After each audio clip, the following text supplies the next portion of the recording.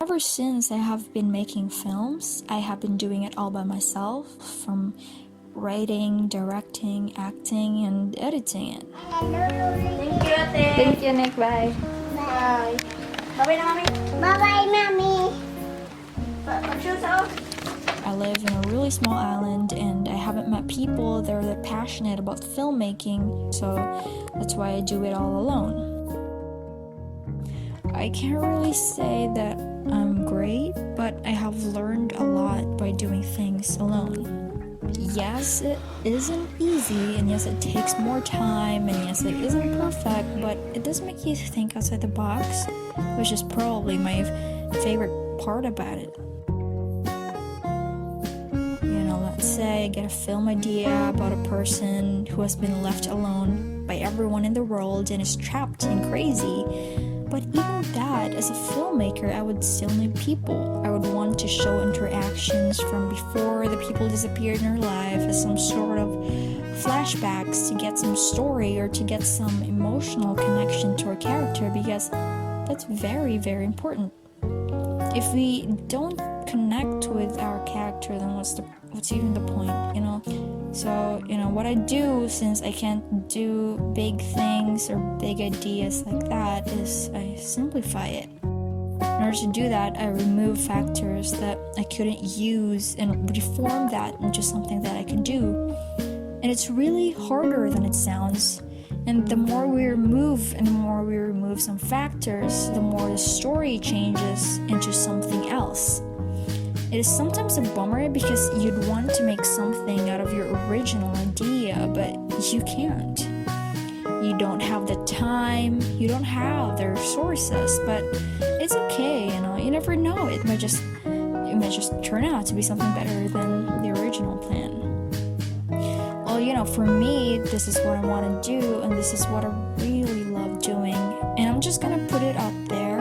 I respect and appreciate very well every other occupation that isn't filmmaking.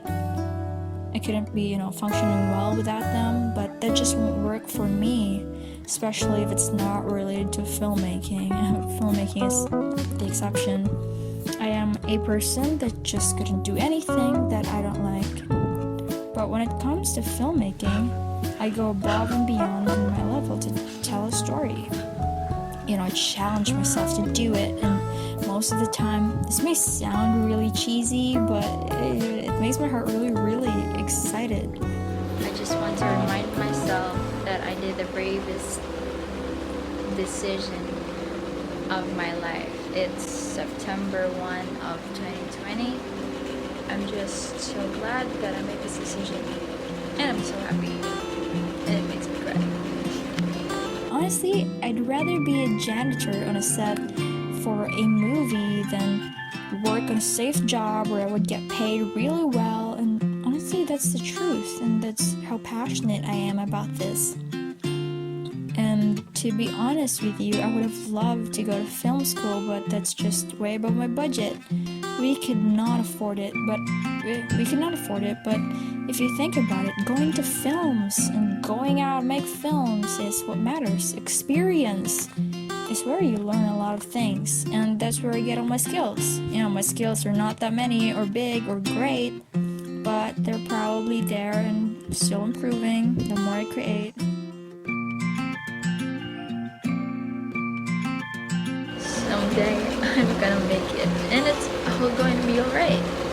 I'm gonna be okay. I'm gonna be in film school, or probably not. I'm just gonna be editing or filmmaking because that's what I've always wanted to do. And I only live once, so of course I would want to achieve my dreams. Yeah. Moving on, what have I actually learned doing things by myself? Well, I talked about thinking outside the box, but now I want to talk about my first film that, which is named Don't Listen, it's on YouTube. I realized that, with Don't Listen, I realized that yes, it is indeed pretty to have music. It really brings a film towards a different level, and a film is really different without the music and everything else, but that wasn't the case for Don't Listen. There wasn't any music to it at all. And I realized that it works pretty well because it was one's thoughts and trauma, and even though it is a work of fiction, it made it sound raw and scarier in some way. And the black scenes, it lets the audience imagine the torture themselves.